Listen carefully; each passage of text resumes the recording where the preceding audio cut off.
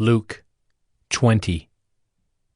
One day, as Jesus was teaching the people in the temple and preaching the gospel, the chief priests and the scribes with the elders came up and said to him, "Tell us by what authority you do these things, or who it is that gave you this authority."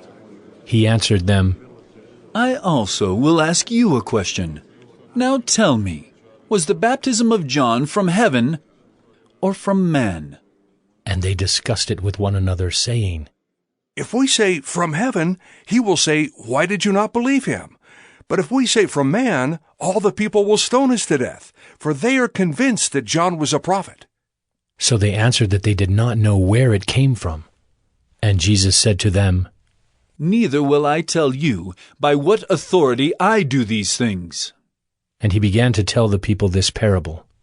A man planted a vineyard, and let it out to tenants, and went into another country for a long while. When the time came, he sent a servant to the tenants, so that they would give him some of the fruit of the vineyard. But the tenants beat him and sent him away empty-handed.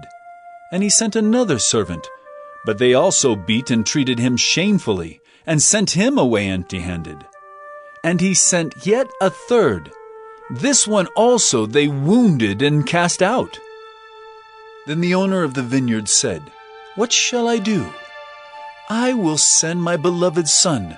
Perhaps they will respect him. But when the tenants saw him, they said to themselves, This is the heir. Let us kill him so that the inheritance may be ours.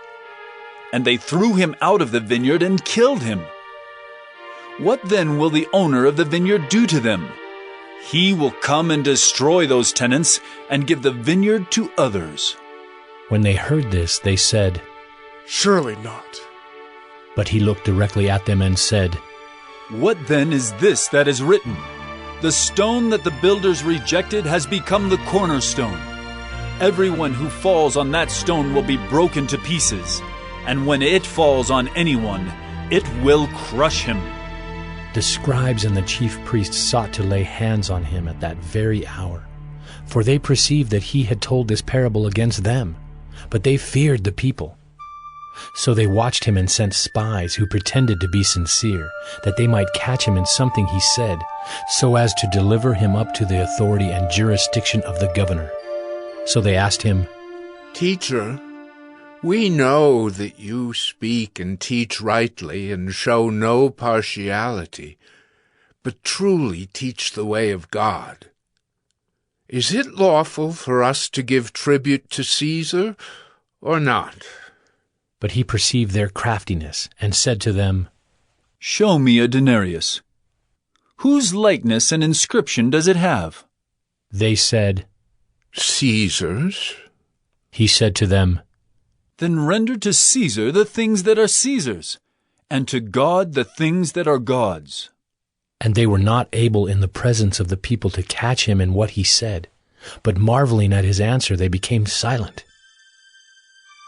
There came to him some Sadducees, those who deny that there is a resurrection, and they asked him a question, saying, Teacher, Moses wrote for us that if a man's brother dies, having a wife but no children, the man must take the widow and raise up offspring for his brother.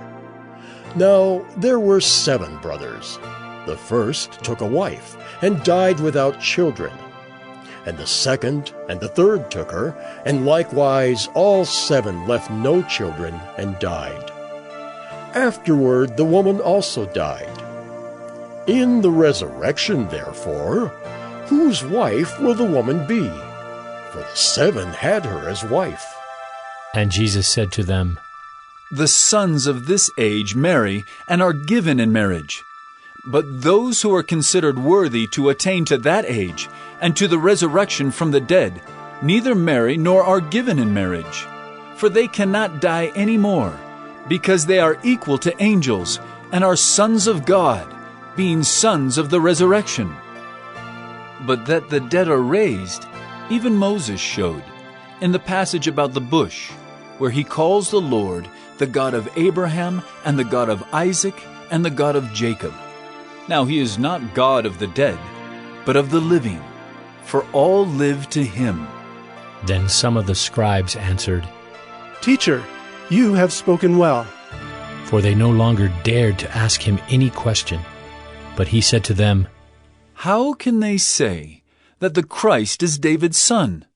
For David himself says in the book of Psalms, The Lord said to my Lord, Sit at my right hand, until I make your enemies your footstool.